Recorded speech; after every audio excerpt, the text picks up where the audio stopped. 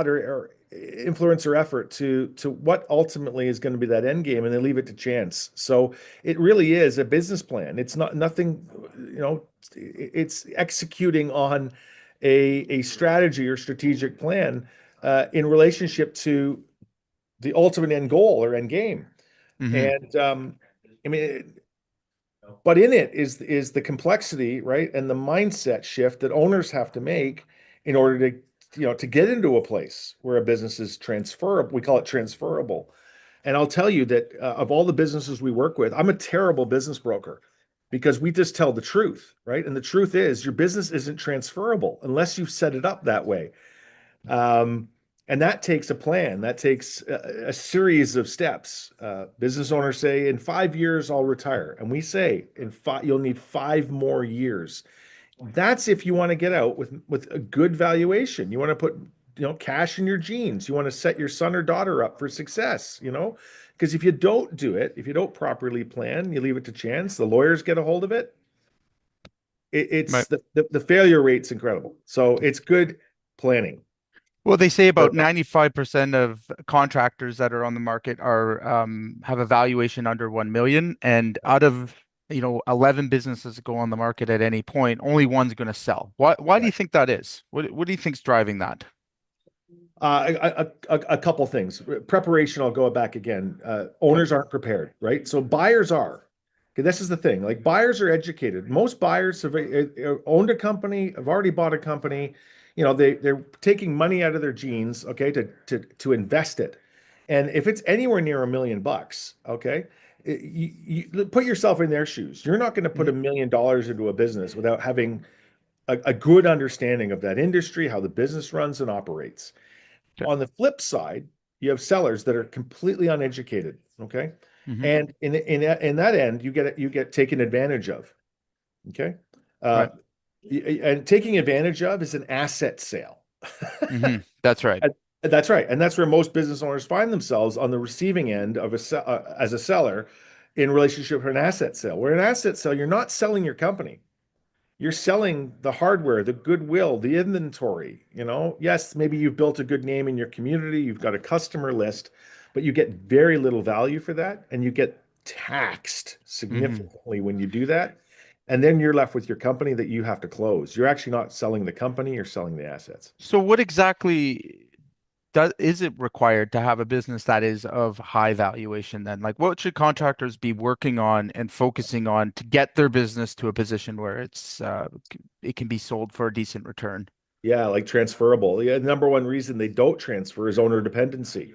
Right. And that's the number one concern of every single buyer we work with. It's okay, who is the owner? Tell me about the owner. Does the owner have all the customer relationships? Pretty obvious, like that's a concern. Well, what about the supplier relationships? Do they have Hmm. all the supplier relationships? And is anything written down or is it on a handshake? Well, I go for beers with my plumber contact who provides our copper and our pipe, and I Right. get a I get a discount, right? But it gets worse. I say, like, who controls the culture in the business? Like, and a lot of guys, contractors, hey, you come in there and maybe it's a shitstorm, right? Yeah. Just the way you run the Mm. business is hard. And you know what? The contractor you're working with are used to that, right? So Right. no bullshit, no bullshit. But Right. you get another buyer that steps in and who's maybe he's more of a softer leader or is leading a larger group and he's kind of and these are the conflicts, right? Right. Buyers see right through it. And this is what makes a business often hard to transition. It's the both the financial and the emotional, right, Hmm. effort to be able to have an owner let go. Right. And the buyer will ask, like, so, how many hours are you working a week? It's often 50, 60 hours. It's interesting. We asked the same question, Yeah, and it's the same answers, right? So I mean, so what I'm hearing from you is the more you work in your business, the yeah. lower valuation you're actually getting. Actually going to get, yeah. Right. The only That's way to get interesting. the only way to get more value is for you to stick around. Hmm. Like the only way we get value, like a multiple on your earnings and get is because the owner says, yes, you know what? I'll stick around for 3 more years. Wow. Yeah. Right. And they're Yeah. just an employee now of the new owner. Essentially. Wow. Okay. Right. Right. Right. Yes. Yeah, you just So become an employee, but so with the take conditions. Yeah, the money is left in the business, i.e., right? There's a holdback of funds that's paying that owner out. Okay, and if the owner leaves, well, he doesn't get, right. he doesn't get the Right. upside. Well, You that's know? that sounds less than desirable to be honest with you. Yeah, So, tell me a little bit about, your view on the three stages of ownership. What are the three stages that owners go through?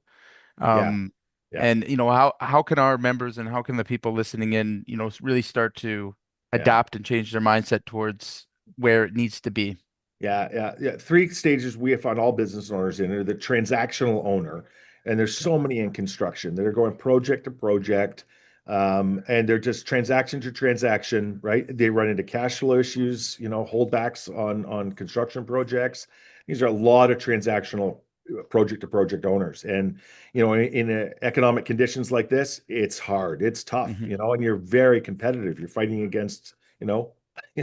I just got off a session yesterday, and 3 to 5 bids on an electrical project. Now we got 33, you Right. know, because of the environment we're in. It's very competitive. So that's the transactional owner.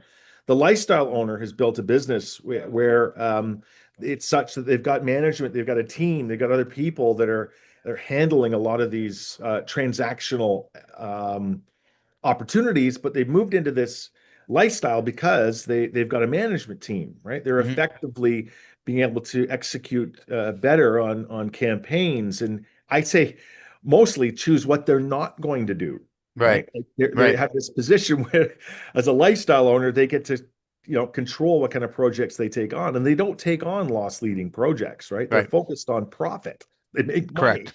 Yeah. and then you're a lifestyle owner. The third one is the investment owner, and these are few and far between. The investment owner, I say, can take a 1 month's vacation. The business is run and operated better without them there. Those investment owners have multiple companies. They actually have the freedom to buy other companies to grow and scale. And most contracted businesses are limited to a territory. They can only drive, let's say, 1 hour from their location. Okay, Hmm. and the transactional lifestyle owner are stuck with that kind of regional effort. But the investment owner knows that he can open up a satellite office. He can go buy another company. Okay. Right. He can do things a lot more strategically because he's out of his own way, right? These are the most transitionable businesses, the Right. ones that can scale and add. Yeah, those are the three different types of business owners. So, I mean, and you said that the transitional is probably the least, the least prevalent in the market, but like, Yeah, where would you say the majority of contractors fall? Like, what lifestyle are they in, or should I say, what transactional, category? They're just in the transactional. specifically in trades, under $3 million in revenue, transactional, project to project, yeah, most are transactional. Yeah. Hmm. Very Gotcha. few understand how to read balance sheets, and they didn't sign up, right? Right. Honestly, for most of them, to Yeah. run a business. Okay. They signed up to yeah, honestly build communities, right? Build homes, infrastructure. I mean, it's awesome, goodwill in our communities, but they often, didn't realize the effort it would take to run a business, hiring and firing and cash flow and everything it takes to operate a good, operating business with, and they're often weak in administration and Right. general management and, processes and systems. And Well, that's so, interesting. So, how much does like trained staff and like clearly defined roles and like systems around hiring, how much does that impact evaluation? oh, it's absolutely critical. Okay. It's critical. I mean, it's a difference between getting, 1 to maybe 2 years, in earnings, like Hmm. getting $1 million plus, to getting 5 million. Like it's a massive difference in relationship to the systems and processes because it really is putting you in a position where, hopefully, again, you can scale, Right. and you can track. In this case, and specifically in trades, is it time and material? Is it labor? What it is, your ability to be able to control your costs is essential. And and often the mix changes. I go to a bit of a road down here, but how much of your business is service, Right. versus versus materials. And Hmm. when those things aren't properly tracked in an environment like we're in, where material costs in the last 3 years, copper and Right. everything went through the roof, Yep. right? Have you raised your rates to Hmm. accommodate for that change? And a lot of contractors haven't raised their hourly rates. They're Well, still, they don't practice job costing is the core of the well, they problem, get right? into all the, They don't right, have those things in line. So, I mean, I think what too we're much talking free. about here too is a lot to do with like EBITDA, right? And Yeah. maybe some of you guys have heard that term and maybe you haven't, but for the people listening, like, can you explain how buyers actually look at EBITDA and why Mhm. like 20% is the magic number? Yeah. EBITDA, right? Yep. Earnings before interest, taxes, depreciation, and amortization. And not to confuse things, I mean, if you're hopefully looking at your profit and loss statement, your income statement, and this is Hmm. where we've got revenue, cost of goods, expenses, Yep. and the bottom line, right? At the end of the day, end of the year, whenever you look at those statements, that's your profit. Well, part of that profit, right, in a lot of cases, especially in construction, the biggest significant factor are two things. It's either amortization, that is the depreciation on your capital assets, your Yep. equipment, your tools, okay? Right. And a lot of owners don't understand this, right? So Hmm. your accountant gets to depreciate the value of that equipment, those assets that you bought, okay? I just went through it in my office here. I just had we did our year end. I'm looking at things. This services, all these expenses for computers seems really high. Like, and you got to watch because Yep. in there was all these equipment costs. Right. Okay, it wasn't service, so we got to get that onto the balance sheet. I mean, Hmm. and contractors are notorious for this, where they're buying things for jobs and projects that Yep. really it's a capital piece of equipment, and that Totally. equipment can be depreciated, and that depreciation is a non-cash expense. I hope I'm making it easy to understand. Right. And we get to, in an EBITDA calculation, we get to add it back.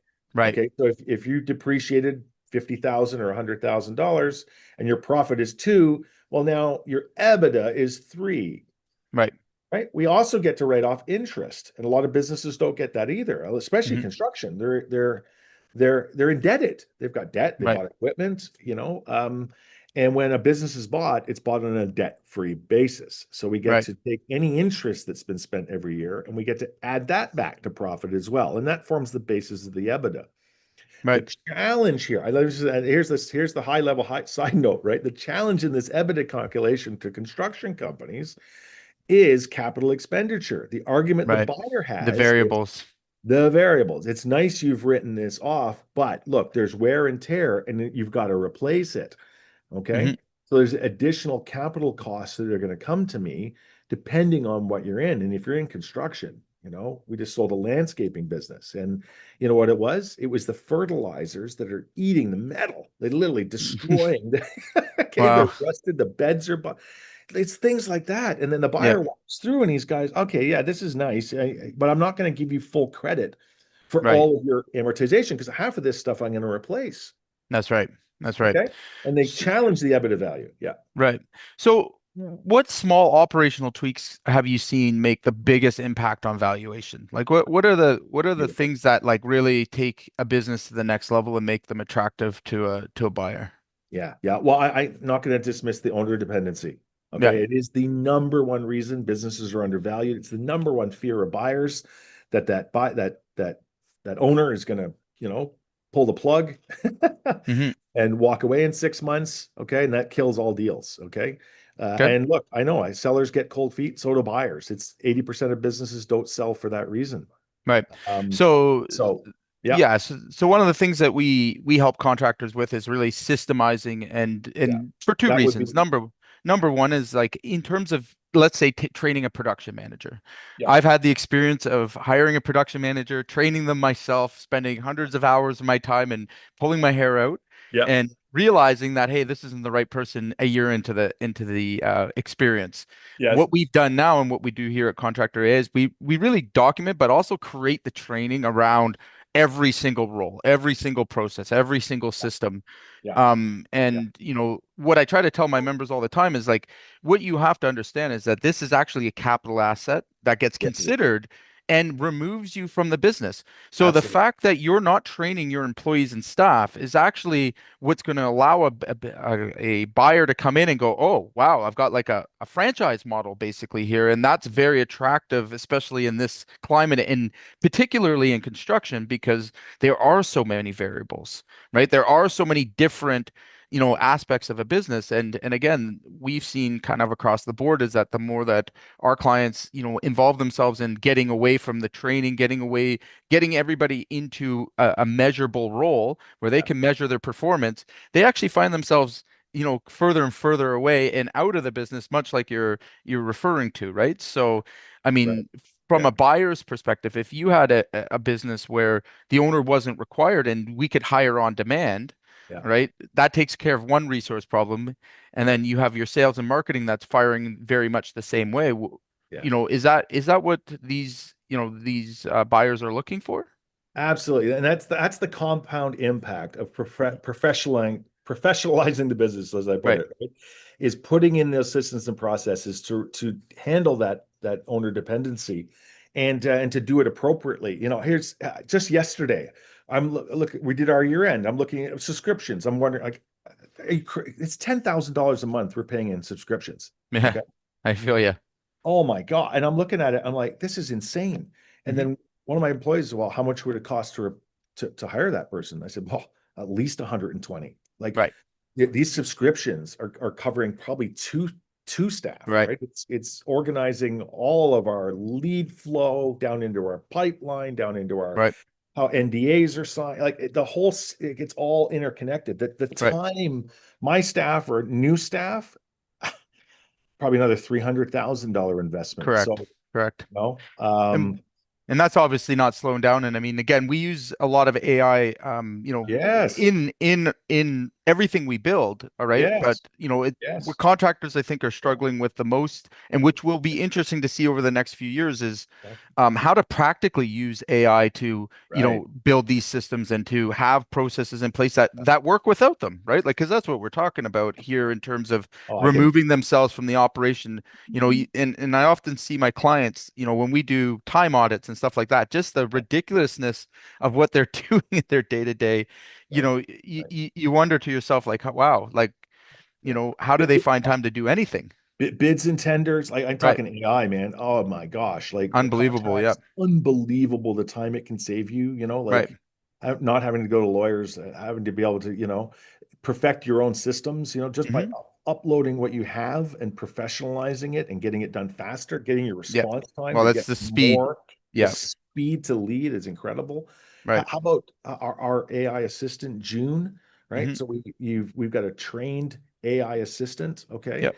June could be calling up, on defunct accounts. Literally, you could have an AI assistant, sounds like Hmm. a real human, doing collection calls. Yeah. Okay. We install them. We know all about it.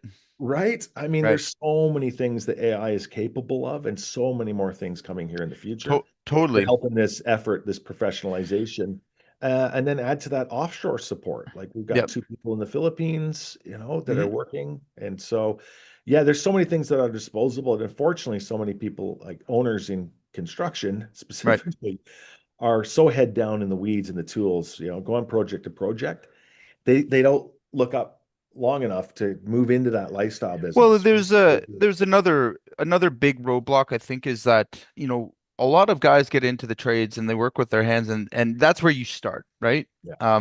And there's a certain there's a certain reason you're there in the first place. Mm. And a lot of it's to do with the overwhelmingness of technology and all of these other things. So I find a lot of owners have a resistance towards it Sure. and don't realize the impact that it has, right? So I mean, again, guys are still able to get by, make an honest living, you know, without any technology, without any systems as we are explaining them. But Yeah. what I'm curious to know is like, what's going to happen in 5 years when guys like me are, fully systemizing and armoring, businesses where, literally we are now in a predatory, position where we can go out and, if somebody's not cooperating with us in our local area, no problem, we'll just take your resources away from you, and we'll let you die on the stake.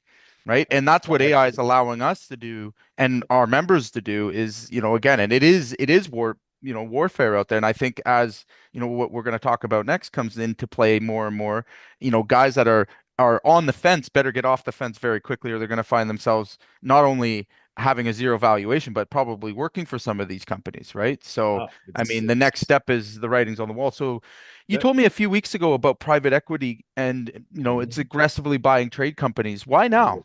Like, why is construction becoming so yeah. popular for equities to come into and really, take over? Because because they're essential services. You're always Right. going to need construction, the business, so they're essential. Hmm. And because it needs consolidation. It needs this level of professionalization. They Right. see that opportunity to to make more money, honestly, right, and to be more efficient.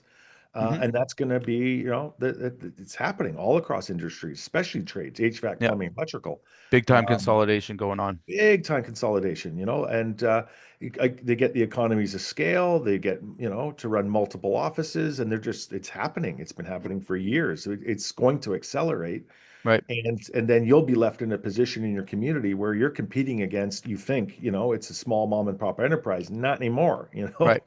Well, it's and been, and and they'll dominate. And we see this right. across industries. It's Staples or Home Depot or, Yep. like in this effort, contractors, construction companies, are getting bought up and getting run a lot smarter. So, we've got 25 to 35-year-old owners that go and buy the general contracting business, doing maybe say millwork. Then they Hmm. go buy the plumber. Then they're buying the granite company. Then they're Right. buying, you know, and most owners are unaware of all this, but what they've done now is created a much larger group of collective services Right. that honestly, that's what customers want, you know? And it's funny to your point. I mean, myself personally, we own a few contracting businesses, and we're doing just that. We've known about it for a while, and Yeah, again, the irony in all of it is, we have, let's say our roofing company that does really, really well. We have, obviously contractor, but I own a consortment of other companies, and I've been able to buy those companies for next to nothing, like yeah, literally pennies. And not right. only that, because the owners didn't take on any big debt, I've actually been able to put my whole investment that I put into them right back onto the company, That's right. put in our operating systems, and away we go. Now all of a sudden I have a pretty little asset that sits there that Yeah, is, that I've taken virtually no risk on.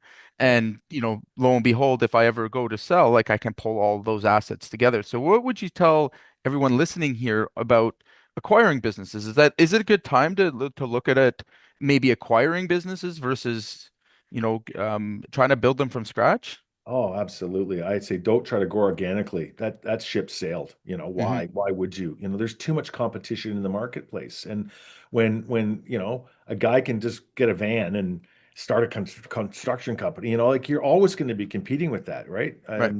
So your ability to be able to scale and buy up companies, and it's usually, these businesses are between 5 and 10 employees. You can pretty much peg them. But they've Hmm. been doing it long enough, like I'd say they've 10, 15 years, 20 years.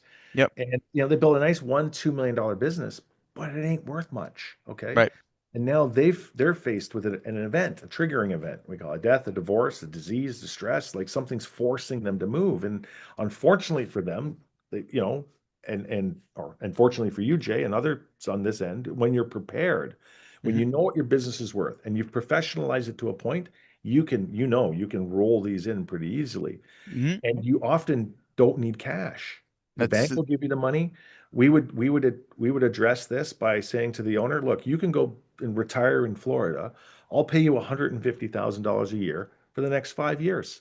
hmm. That's it. Okay. Yep. The business is making 250, 300. Right. Okay.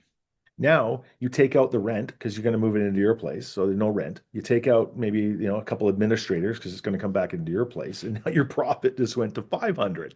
Right.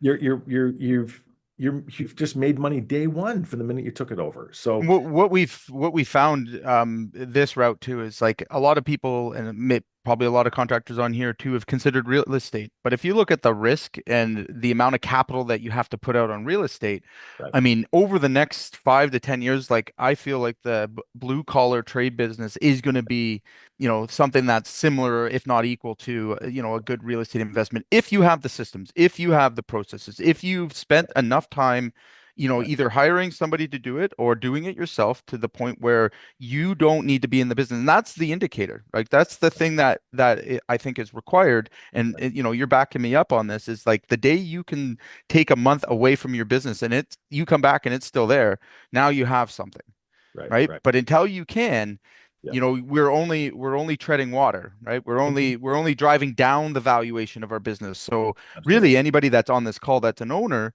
needs to understand that, hey, you got into business to be in business, but if you spend your time working inside that business, all right, not only is it not worth anything, all right, but when you get to the end of the ride here, all right, it doesn't matter about your good reputation. It doesn't matter about all the goodwill you built in your community. It doesn't matter about all the hard work you put into it. Your business isn't worth anything, No, right? no, no, no. And your point about real estate, I see it all the time, right? Owners are Mhm. starting to make some money and they think, oh, I need the security of real estate. So they go No, in and you should be they take, acquiring businesses. well, you should, but they go and take this capital because they think they need this security. So they spend, they lever, they get, they get a mortgage, and it's like, why? No, no, no, no. Wait till you have enough equity that you can spend, you buy cash for your real Right, estate. You need places to move that kind of profit, and right. then real estate's a good decision. But owners often they're doing it way too early, right? When Hmm. they should be rolling up two or three companies. The magic number is make $1 million on the bottom line. In Hmm. North America, very few, right? 95% are under $1 million in revenue. Right, You can make $1 million on the bottom line. You can get a 5 or 6 times multiple. That's 5 to 6 million bucks, right, you know, right. right out of the gate with not a lot And of effort. And I And think a lot of guys are maybe coming late to the party on that. Like when you add oh, in the automations and you add in how efficiently you can operate a contracting business with good principles, good like I mean it doesn't avoid the hard work of learning these things, of course, but yeah, I mean it's more practical and more like it's actually more possible today than has ever been in history. All right. So like the reality of it is anyone thinking, oh my God, I can't get to that? I mean, bullshit. I've got customers that are. I've done it myself. All yeah, right.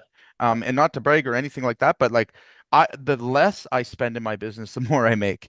that's right. So, again, at the end of the day, at that point, and what we became to, very aware of is that, hey, you know what? The security isn't putting our money in real estate. It was security was buying up everyone around us Yes, quietly so that we're not going to have these capital guys come in and do the exact same thing. right. Right. So, I mean, if we just look at, what happened with Home Depot and like the mo small mom and pop hardware stores, that is what's going to happen. Like the writing's on the wall. We're going to Yeah, have a $1 billion plumber, $1 billion, yeah, electricians out there, and they're coming for it, right? Because they do see that opportunity. And I think it's because, again, where else can they go where something's so, still unregulated and uncontrolled and mismanaged that you could make a buck, right? It's yeah, just like taking the crappy house on the block and turning it into, a flip. And in my eyes, that's the way I see it. Is most businesses either you're, the pretty house on the street that somebody's going to come in and, is going to buy as turnkey, or you're flipping one, right? You're taking something that's, needs a lot of work and fixing it up, and now you've doubled your money or tripled your money in a very short period of time. So yeah, why is it important again for guys to get it right in their own business to install these systems? Because it's not hard. It's not, as long as you stay consistent with it. I mean, getting yourself outside of your business. I mean, I yeah, spent the first decade working really hard. yeah, Really, really hard. Like thought that and I think we all fall for the same trap. Doing a really great job for my customers. All really good, but I didn't know my numbers. yeah, Basically handed them free projects and, yeah, all the mistakes along the way, only to realize that, hey, you know what? All that work and all that goodwill goes nowhere, right? yeah, When yeah. when you owe the bank money, like nobody cares. Nope, So nope. you better make the investment in the business running well and the business being able to support, your lifestyle first. But then, next to that is like when you do get into that position where you're making a bit of money, the first thing I would recommend is that you start securing your local area. Like start Yeah, talking to your suppliers. If you've got a good relationship with your supplier, they will come to you with deals. They know who's in trouble. They know yeah, who's, that might be acquired, yeah, right? Or, again, networking with guys like yourself where an opportunity comes up and boom, next thing you know, you've just doubled your company, overnight.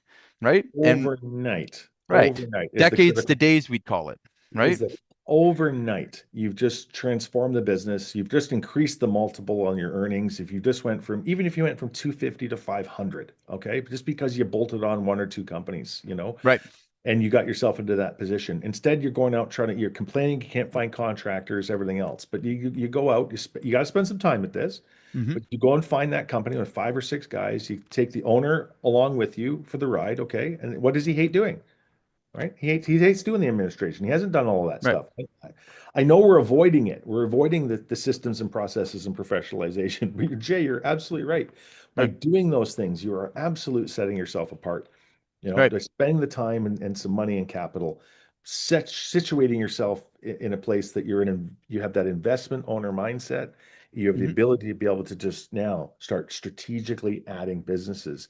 Right. And you don't have to shoot for the moon. Like you don't, I mean, you might want to be the plumber or the electrician, in your community, but also you could simply be this. You could be the HVAC guy who Hmm. walks into the basement and trains all your staff when when you're walking past, and you see something like the electrical panel needs updating, guess what? We own an electrical business over That's here. right. That's And right. maybe it's the same name, or maybe you do it strategic and you We just you that's the work. way we've done it is we Yeah, don't put any names under our name brand. We own five companies that are different names. We keep them operating under the same name, same everything. The reason for awesome. that Yeah, is that we're now covering our like that's how we're controlling our margins. right. Right. So, and again, Oh, the I know. more and more we can be, strategic about it, like if you quietly own all five companies bidding on the jobs in town, Yeah. like you kind of control the market, don't you? Right? Well, It's a simple game of Monopoly. well, somewhat, yeah. And there's so many other opportunities. Like I said, you walk into the house or Yep. the commercial property, and you look at the electrical panel, or you just ask questions. Like any plumbing issues. Oh, why do you ask? Oh, we got plumbing support. You Right. go down to the furnace, you replace the filters, and you put a sticker on there that Hmm. says trade services group. And here's the numbers. Duh, duh, duh, duh, duh, just phone numbers. If you need an electrical solution, this solution, this solution. Right. And it's so missed, So, but it's what owners want, right? It's what right. consumers want. Give me one call, one number. You don't have to shoot for the moon. You And just speed, yeah, and they want convenience, right? inconvenience. That's what you're Yep. doing in that small community. And now you got a $3 million company, Right. now Right. you got a $5 million company. But the Right. cash flow on that, right, is so much easier to manage, to hire Totally. people, Totally. it's a game changer. Right. Yeah. Yeah. So what type of contracting businesses are like in highest demand right now? Right now in our world, HVAC, plumbing, electrical. Well, I think they've always been the top of the food Thomas, chain there top of the for food chain. acquisition, right? Yeah, yeah. I would say, and then it really depends on the individual markets, and certainly, in this right now across North America, man, it's stressed. If you're in big capital projects, Hmm. like condominiums, this, right? Like Yep. if you're, boy, oh boy, retail, Yeah. residential, Getting oh my God, destroyed. it gets Yeah. destroyed, right? So, but there's still there's right now within the contract of within the space. Hmm. um it's the nature of your relationships and in your competition. You're weathering storms. Right. So, but millwork companies, property maintenance companies, anybody with multiple contracts, cash is king. you Right. know you know What about reoccurring revenue? yeah, that's it. How does that play? Incredible. Cash is king, reoccurring revenue. Give me something that's cash positive. So many investors don't want to invest in real estate right now. Okay. Right. Exactly. Investing in real estate, you sell the business, you take the capital gain, you give half of it away to tax. Like, Right. most of these are long-term holds. You might as well put it into a family trust, Hmm. like, and it just gets to a point where you've got so much real estate, you can't sell it because you're giving it all the tax. So you better be That's right. making revenue off of it. That's right. Honestly, just go buy companies. Right. Go Yeah, no, and I agree because that's again, I hear it a lot from real estate investors as well, is that they're rich on paper but poor pour in up. hand, right? That's right. And again, here's one thing I can say: when you have a business, even a small operation, $1 million, I've got guys making Yeah. 750. They're living a very comfortable life when they get their numbers right, when they Yeah. get their systems right. Yeah. It's not, again, you can imagine if you took all the stuff that took your energy away Yeah. off the plate and learn to get that delegated. All right. Yeah. And that's a big transition for any owner is to go from Sure. the doer to the delegator. But when Sure. you can delegate those things off your plate, all of a Yeah. sudden you're left with the things that really give you fire and that you enjoy doing. Yeah. Well, I often ask, like, if you're really good at selling and you got to spend 90% of your time selling, are you going to make more money or less money? Yeah. It's kind of Yeah. a no-brainer, right? It's a no-brainer, and there's so many things we can do commercially or residentially, Right, even through these storms, just by like once you own the customer, can you want that as a repeat. We know all this, right. but we just Well, I think we a lot of contractors don't, though. I well think but you're making a valid point in terms of they lifetime know value it. of a customer. They know it intuitively, they hear Yeah, it, they understand it, but they don't know how to apply it, or they don't that's spend right. enough time to look up and really think. I don't care if it's painting or power washing, Hmm. like come on, right? I mean, like, you're struggling in your electrical business, there's not a lot of electrical work, whatever it is, right? Like, can you seriously, if you had the customers and you could buy or start up and start power washing buildings, Right.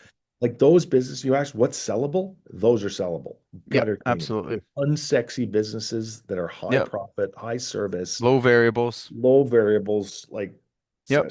sealing driveways, like pick a thing, like Right. if you're okay. um So if someone was like, someone that's listening in and thinking, like, my business is in chaos, like, what's the first step for them to, take control and start to work towards being sellable? Well, yeah, define chaos. I mean, we're seeing it all, right? I mean, Right. there's insolvency, and that's a Yeah. whole different story. But let's say they've got 4 or 5 things all going at once. Yeah, there's capital constraints, but we've got employee constraints. That's Hmm. the chaos, right? Right. We're going project to project. I'm burnt out. Like that's a recipe for chaos. So we're still making money. Um, you really have to get down to understand and start putting in order what it is that you need to solve first. We're not going to boil the ocean. We can't deal with all these things at once. Okay. So, and often you can't do it alone. I mean, Jay, that's what you're here for. That honestly, Hmm. that's part of what we do and educate. We at least get you kind of, I say we help you understand kind of where things are, but we don't fix you. That's your job, Right. Jay. You Right. provide that consulting We help service. fix, we have to fix the We'll operations, the hard benchmark you. We'll stuff. tell you Right. what's wrong, like from a transition perspective and how you can Hmm. get more value, but that's where we kind of leave it. And I think, I mean, that's a good service in itself because all Yeah, owners should know the benchmark baseline. What am I worth today? You that's right. know, if everything was to go sideways, I think it's worth 3 million. Right. Oh, well, you might want to, you probably don't want to hear it, but it could be worth 500,000. And that's, Yeah. you may not want to hear that, but you need to know that, right? And you need Hmm. to know why it's valued at that. Other business owners might think their business is worth 3 million. It's worth 15. I've seen the Right. exact opposite. The accountant says it's worth nothing, and owners are getting significantly taken advantage of. And Wow. so I think from a perspective, you need to understand, I would say, what's one of the first things to do is really get a hold of your current operation. What is its business value? Where does the value lie? And then what problem were we trying to solve first, Right. right? And then Right. get into a sequential and get the help. I mean, Right. honestly, it's Jay, it's you, it's other owners, Hmm. and unfortunately, most men, right, don't reach out for help, right? Yep. And I see that all the don't time. reach out It's for support. And you know what? absolutely. If you don't trust a consultant, then you Right. know, Well, they're afraid to be vulnerable, right? And again, this business teaches you to be hard and to hold everything close to your vest. But that's again, that's also what's leaving you vulnerable, ironically, as it may sound, yeah, because when you don't ask for help, when you don't yeah, take the time to feel uncomfortable, yeah. well, you're going to stay in the same place you're at, right? I mean, that's the definition of insanity. But I know. if We walk around with a brand new truck, and and right, the clothing. I get it, and it feels mhm, good.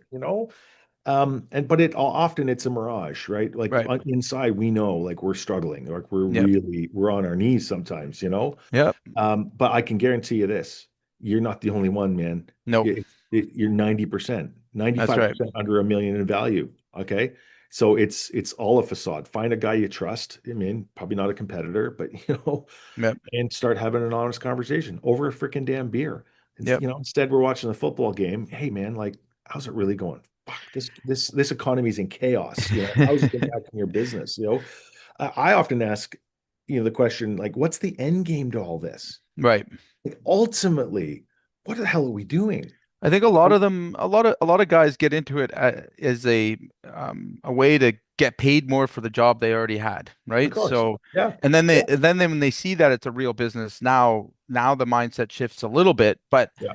the biggest part is really the mind. Like again, if I could go back a decade, the one thing that I would have done sooner that I didn't do was systemizing the operation, right? Would have started immediately, like not Right. focusing on getting more bigger projects, not focusing on all the energy I was putting in myself and Hmm. being a star in my own business, because at the end of the day, it doesn't pay to be a star. You know what pays?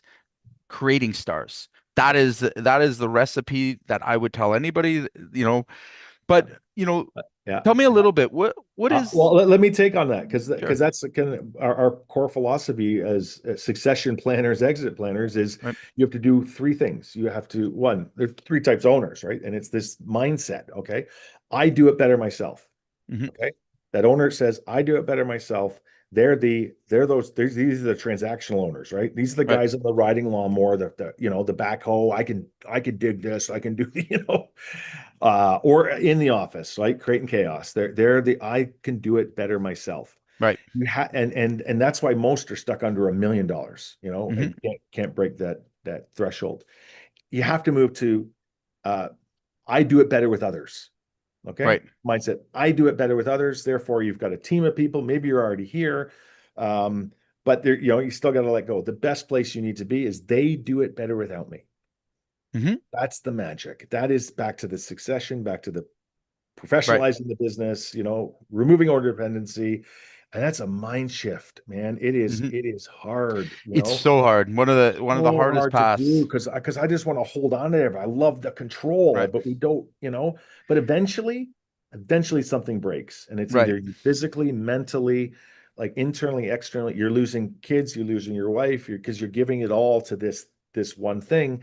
And then unfortunately, these are the owners we work with in their 60s, 70s, and 80s who've completely lost sight of it, completely lost sight of it. And Yep. and and we know that, if they were to sell the business or be forced to exit the business, they're dying within 1 to 2 years because they've Yep. completely lost their purpose.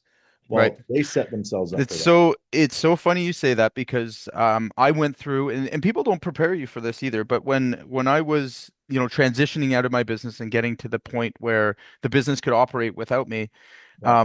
a very odd thing happened. Number one, and this is kind of how I got into coaching and consultancy, but no one tells you what to do when you reach that point, right? We all think about it. We all were like, oh, I want that, I want that. And then I got it, and I have never been more depressed in my life. I mean, there's only so many beaches you could go to and like so much you can do.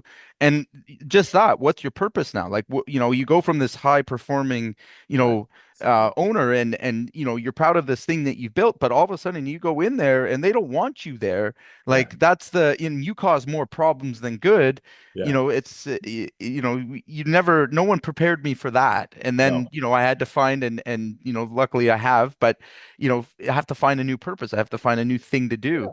Yeah. And Yeah. you realize just how much emotional attachment you do have to your business, whether you want to admit it or not. But like you've all your blood, sweat, and tears have gone into this thing. And I often say it like this, I learned from that experience one thing. It's like you can love your business all you want. All right. Yep. You can love it all you want. It will never love you back. So Right. you better start treating it Yeah. like what it is. And it's Yeah. nothing more than an investment. And Yeah. again, if you want to grow it, you want to build it, cool. Yeah.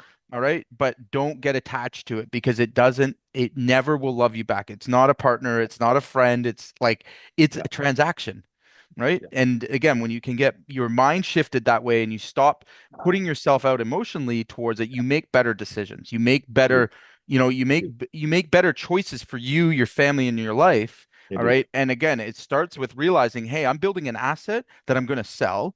All Yeah. right. And this asset means nothing more than to me than what it is on paper. All That's right. right. That's And you right. compartmentalize that. Yeah. And again, and what you realize is you can do that over and over again without the attachment. And I Yeah, think a lot of guys are stuck because of attachments, yeah, right? Because of their attachments to staff and employees. But what they're doing is actually creating a codependency, right? If that's they leave, everyone's leaving. Like you're that's not it. doing any favors there. Like it's That's it. better for you to be on Yeah, the outside and or moving yourself out one point at a time. yeah, And I often say when I did it, it felt like I was backing quietly out of a room and yeah. everyone was talking to me and then they just stopped talking to me. Right. And it Yeah, was all of a sudden I'm on the outside and I didn't know what to do with myself. yeah, Right. yeah, yeah, So yeah, yeah. again, I want everyone to hear Yep. that and understand that like, the second you leave that business, I mean, people forget you very quickly, right? It's not Yeah. you're not as important as you may think. No, no. And you being there isn't helping you get to where you want to be either, right? Yeah, yeah, yeah. No, absolutely. Here's some practical advice on how to do this. Okay, and this is the steps that all owners should take. Right, and the first one's pretty easy. Start exiting your responsibilities. Hmm. Okay, we know that we're too many hats. Okay, Hmm. pick one, and that's whatever it is you hate the most. Okay, Right. whatever you're doing, quotes, contract, invoice, I don't care what it is. Pick one. Start exiting some responsibilities. Okay, you got Hmm. to hand it off, and it's the things you least like. That's the easiest. Okay, Yep. and just do that. More and more, like sequentially. Set a goal every month. I'm going to let go of some responsibility. I'm going to take one of the hats off. Okay, Yep. now, critically, wait, if you really want to remove a hat, you got to exit a role. So if you're Hmm. fulfilling a role in the organization, you're the only sales guy. I'm the only guy that's, I show up at 7 o'clock because I'm deploying the guys into the field. I'm the scheduler. Yep. Okay. I got to take a physical role and I got to exit that role. That's harder. You got to give that responsibility to somebody else, fractionally, part-time, full-time, exit your role. The hardest next one is exiting your relationships. Okay. Hmm. It's the hardest one. And what do I mean by that? It's that handshake with that supplier. It's you got to be able to kind of contractualize that, put it on paper, right? It's the beers you go and have, these are all good things. I don't want to take it away, but shit, I was having like personal relationships with became good friends inside my company, right? Or outside the company. Okay. I nepotism. I got a son or daughter, a sister-in-law inside the business. Uh-oh, Yep. realizing why aren't my sales growing? My son's in the business and he's not Right. doing anything, like Right. Right. these are relationships, man. And you got Mhm. you got some bad customer relationships. You got Totally. bloodsuckers taking you for cash, but these are the things, man, that you got to start to let go of. And when you do, you'll find that you've got more freedom. This is all part of exit planning. You got to Right. move through these roles And and to yep. get into a place where you've got the time, you've Hmm. got the energy, and you refind your passion and purpose. Hmm. And I say to owners, like you're a business owner, entrepreneur, you'll be it for life. It doesn't mean you have to be the plumber or the general contractor. Okay. Right. You might love dogs.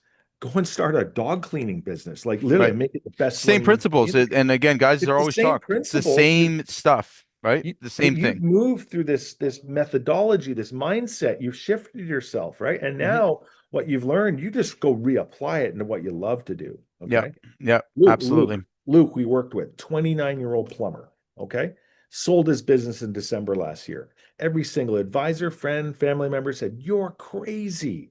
You've running a $3.5 million business, three consistently over the last 5 years. You're putting 700 to a million in your jeans. What the hell would you sell it for? 29 years old." He says, "Well, how about this? I'm on heart medication because I work 7 days a week. I have no prospects of marriage or kids. I keep burning through relationships because the only relationship I have is with this company, Right. right? I picked up the tools, but I don't want to be that 40-year-old, 50, 60-year-old that's honestly that's an asshole, Right. Right. right? Because I just want to let it go."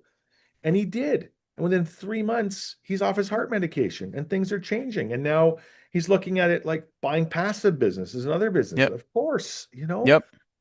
this is what buyers want. They want guys that are hungry still, healthy, and take some chips off the table and you continue to work. Right. We think that selling a business is a one and done. Never. Most business owners continue to work with the right buyer, Hmm. and they're going. I got an owner that shows up at 7 o'clock in the morning. He's done at 10, right? He's Yep. just getting the guys in the field. He's just making sure everything's good scheduling wise. He might go and deliver coffees in the afternoon to job sites. Yep. Okay. He loves his life. He gets a Right. truck. He gets the consulting fees, loves his life. Okay. Hmm. We got others that are stepping in that are helping grow and scale the business, but they don't have any of the administration headaches anymore. Right. None of, you know, others going in like this guy, the plumber. I'll never be in plumbing again. Right. Okay. Rental business is what he's leaning into now. Okay. Yep. Because he had Yep. equipment, he started renting it. It's like now I'll move into the rental business. So Right. there's so many things to do. There are thousands of businesses for sale right now. And over the next 5 years, It's good. tens of thousands of businesses to pick up. And that's The what two, I'm seeing too, because I mean, the again, two, most of them are held by baby boomers and stuff and Gen Xers, and they're going to be, they're going to be retiring. And again, what a great time to apply these principles, right? right. But you have to apply principles. You have to be Right. prepared because if you're that transactional owner, even a lifestyle owner with your head down in the Hmm. weeds, Yep. you can't do it. You don't understand what your business is worth. You don't Right. know what kind of capital you have to spend. You don't have the systems and processes to run your business, let alone take on another one. So Totally. like you just miss it. So So when it's tell sitting me, right there, yeah. tell me what does an exit readiness assessment actually look like? And, what does Mhm. an attendee do to walk away with? Oh, if you're working with us, yeah, Yeah. exit readiness, the whole process is quite simple. It's a sellability score. It's an M&A assessment, essentially. It's done by 88,000 of these assessments are done across North America. It's benchmarking you from an industry perspective, okay? Plumber in your region, okay? And it's going through the key criteria in relationship to your business and how it operates. We talked about it, owner dependency, Yep. customer concentration, supplier relationships, down into systems and processes, financing, how well capitalized you are. And Yep. so it takes about an hour and a half, but it does benchmark you and your business and your against other plumbers in your area or other Right. contractors. And then Uh, you would know what you're worth, right? As evaluation. well, what it does then, it starts to kind of hone in on the multiple. Okay. Then Right. we add your financial information to that. Okay. Again, also benchmarking you against your industry. So we get a really good range of value. Now that's not enough because we still have to do we call pre-score, your personal readiness to exit. Okay. Hmm. This is really gets into the weeds, your mindset, because if it's a one and done and you're just going to pull out, or you give any indication to the buyer, it's 6 months, 6 weeks, I'm out, Hmm. it's going to impact your valuation. For sure. So you're right, cold feet, you're going to get cold feet. You don't have a what's next plan, you're probably going to Hmm. get cold feet in the transaction. You Right. know, the buyer's going to feel it. You're Yep. 80% of these deals fall apart. So you got to do pre-score, your personal readiness to exit. So important. And then freedom score, right? You have to take all of this information and understand, okay, if I get X number of dollars in my jeans after tax and I own my house or I still have a mortgage and I got some investments, a lot don't have any investments, by the way. It's all in on the business. Right. What do I have to maintain my lifestyle? No Right. idea. Owners have no idea. They're often surprised to find out you don't need a lot when you're debt free. Yeah. Okay. You Yeah. don't need 300,000 giving half of it away to tax. Okay. Right. You need 120, 150,000. Okay. Of just income. We're Hmm. selling businesses and owners are getting it's called a vendor take back, right? A seller note. Part of the sale price is going to then, you know, be offset by the fact that the seller, you, the owner, is giving a loan to the buyer. You get Right. some cash, give a loan to the buyer. Often it's 10,000 a month. Yep. Luke's case, it's 20,000 a month. Yeah. Okay. Awesome. We Awesome. sat there and argued with the lawyers and accountants over the vendor take back and all the risks. I'm like, oh, come on, we've got secure. What else? What other security do you want? We got security in the business, security in the assets. We got personal security. Like, just take the VTB. And Yeah. now we can't believe it. It's like, oh my God, are you Yeah. kidding me? You Right. get paid to do nothing. Yeah. Like he's got all this money in the bank and now he's, you know, Yep. Yeah. And it gives them freedom to make other things. So complete cool. freedom, complete freedom. So let's do this. Anybody that's still on the call, and I appreciate you guys hanging out with us. And you want to ask a question, while Simon's here, well, and feel free to unmute yourself. And let's have some questions if you'd like. And if you guys don't take them, I will. Yeah.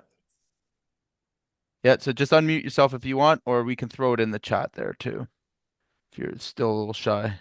Oh, Hey, this is Chris calling. checking in from Long Island, New York. I don't necessarily have a question, but I did want to say thanks to both of you guys. I appreciate you taking time out of your day Yeah. and sharing some of this wisdom with us. We appreciate it. Yeah, I appreciate that. Thank you.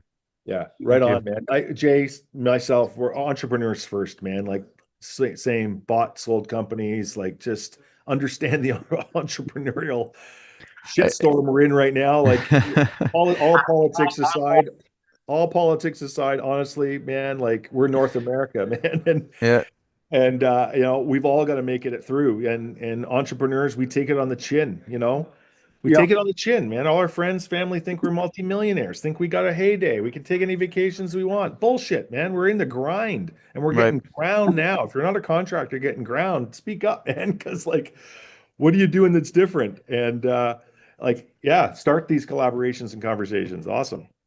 Yeah. We all got to get up and go to work every day. Again, Absolutely, man.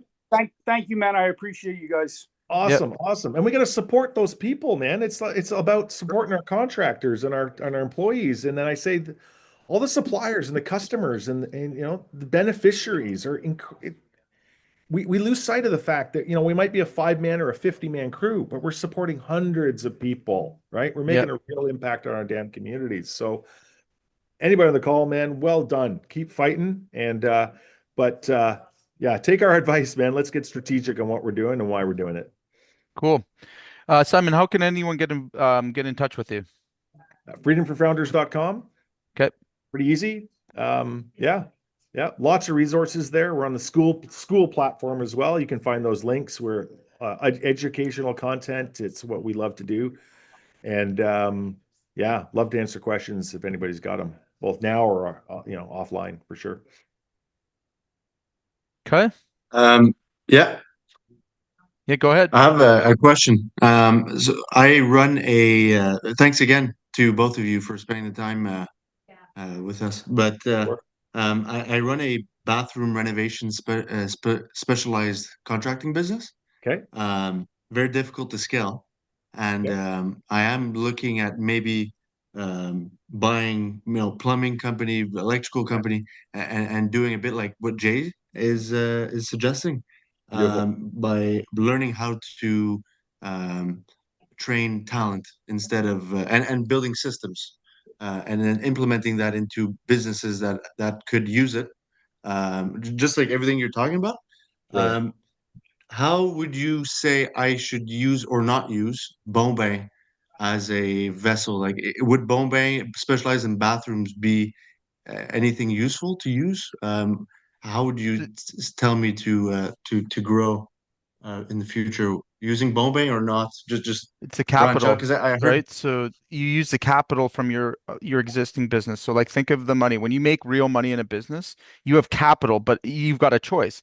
Either you hold the capital and get taxed to death on it, right? Or you move the capital into an investment, right? So you would use like we use a holdings company, the holdings company then uses it to invest in these other businesses. My corporation, like Bone should never make any or make very little money until it needs to.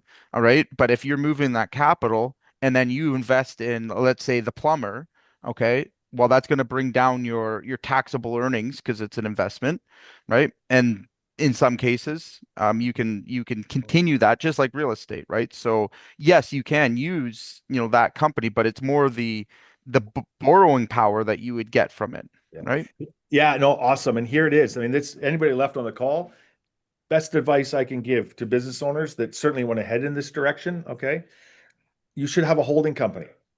Most don't, and especially in construction, you should have a Hmm. holding company that owns your operating company. Okay. Yep. And that ownership has to be through shares. So you might own the business now, you might be the shareholder with your wife or your son. Okay. But that should be held by an independent holding company.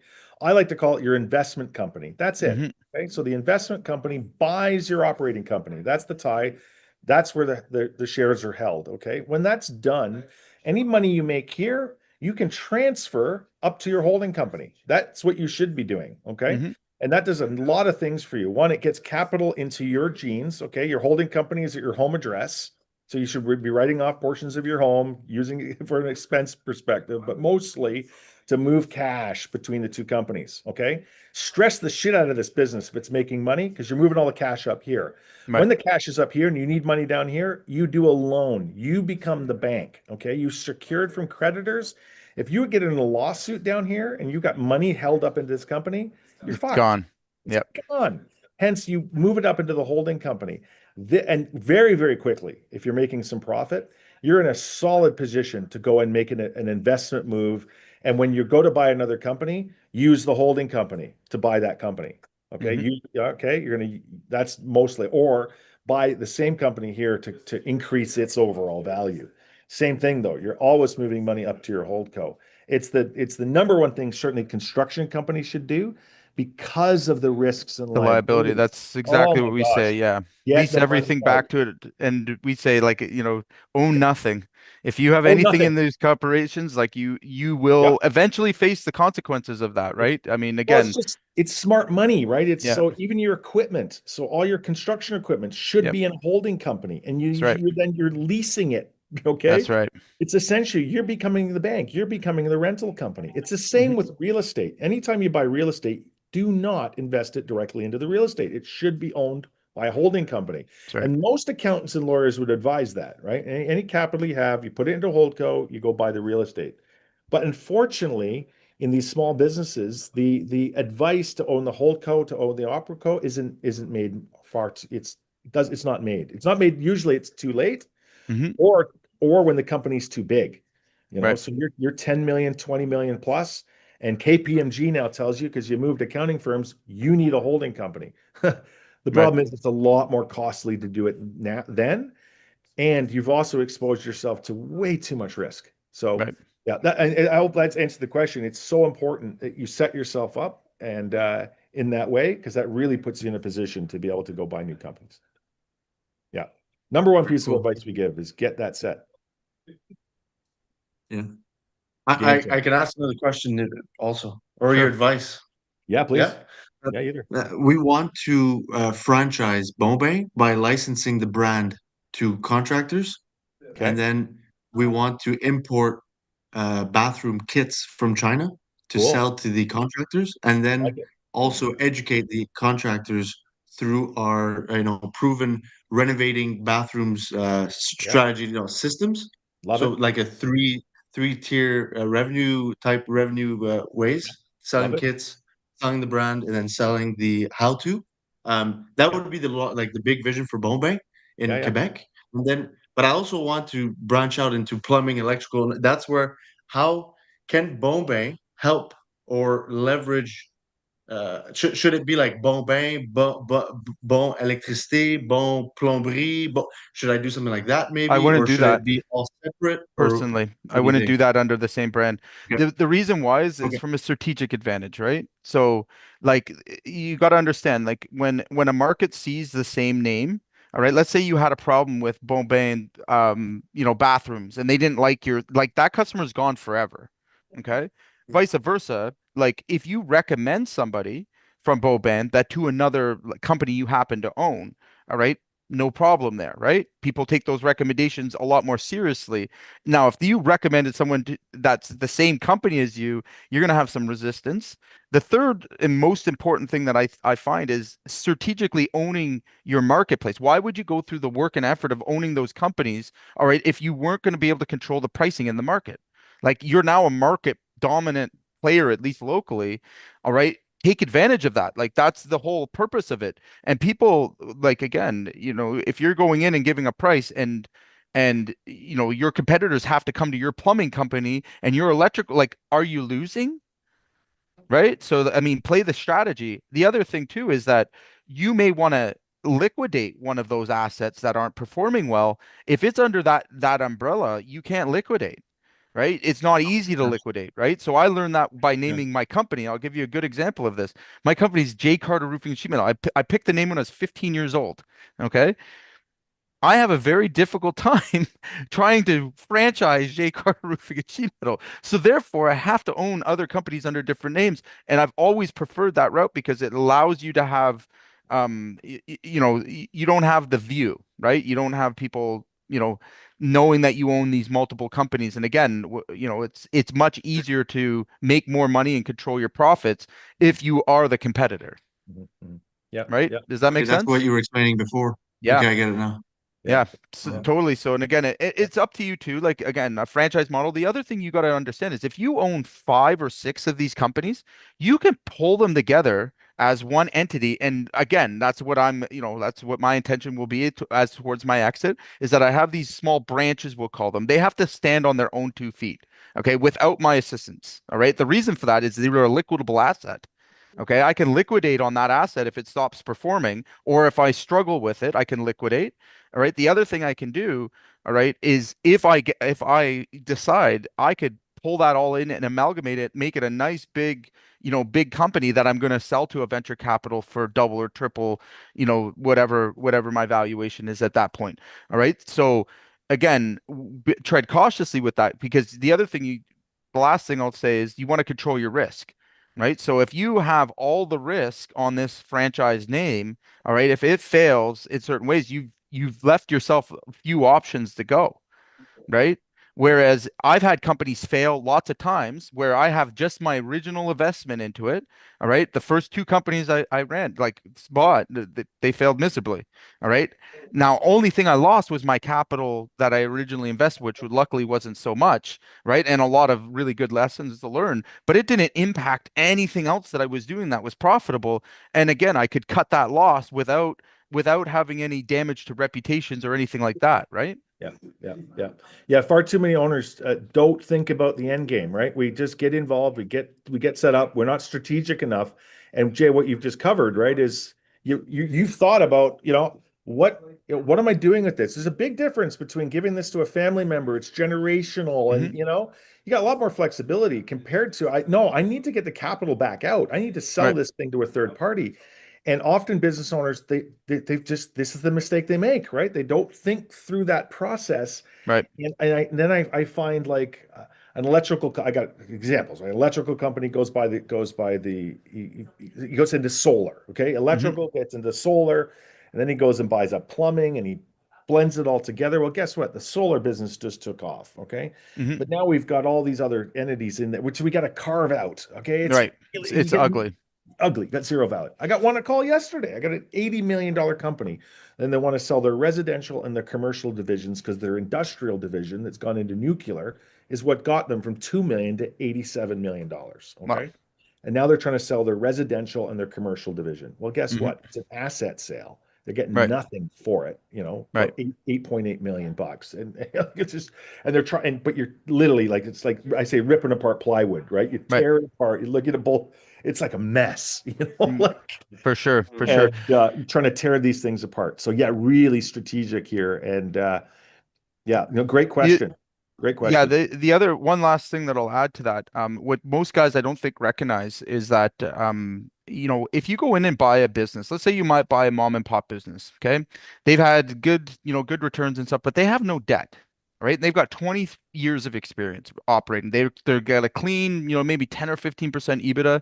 You can get it to 20, you can get it to 25, all right? You operate that company for 2 years, all right? You can put debt on top of that company 4 times what you paid for it.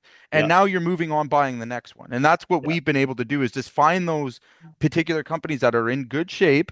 All right. But they have no debt and huge, like, again, lines of credit, stuff like that. Like, yeah, again, we bought the last company we bought, it's got a, $500,000 worth of line of credit on it. We only spent 500 on it. Like, so when I yeah. took that company over, like the line of credit came with it.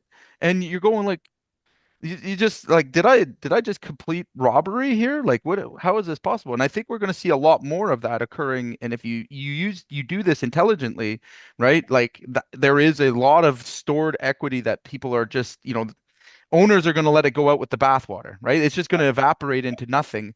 And Yeah. if you're smart enough to get on top of it and you can take that approach, it sets you up for the long term. Like again, if you want to have this big franchise model, cool. That would be like the 10-year plan. Get 5 or 6 branches working outside of that first. prove that the systems work with the least amount of liability you've got, and then use the capital off all those companies to really take it to the next level, because it does take capital, right? Like it is a, it is a cash game, right?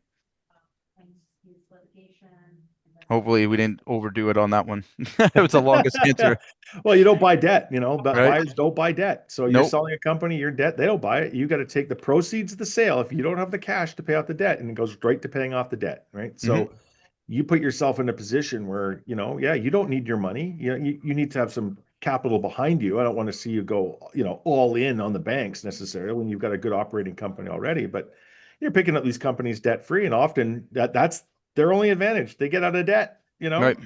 that's Right. it. But you just took a company and then you start carving away rent, other expenses. The guy was taking vacations, had 3 vehicles. See it all the time, Yep. I did, man. I had a boat, Yeah. the golf membership and all this stuff, well, you carve all that out and there's real money there on the bottom line. Absolutely. It's Absolutely. there, it's sitting there. More so than real estate, I tell you that. Oh man. Yeah. Cash Night and flow day, every right? month. Yeah. Yeah. Yeah. You got it. See, Vosh, I seen you had your hand up there. Did you still have a question? No? All right. Well, I want to thank you for attending today, and I appreciate got you that. sharing your insight. Oh, you there? Yeah, I got that question. Sure. Shoot. One of the things we're working on is Insurance policies and self-insurance arrangements for the marketing systems. And we're No, I think he's cutting in and out. That's right, Jay. You're cutting out. Yeah. I can't hear him either. Yeah, I think you lost him. That's okay. All right. So Simon, thank you so much for your time. I know we've gone a little bit over. Everybody That's else awesome. that's still on with us, I appreciate you sticking around. And we'll wrap this baby up. And again, guys, I hope you got some action steps that you can take today and make some real differences in your business. We'll talk soon.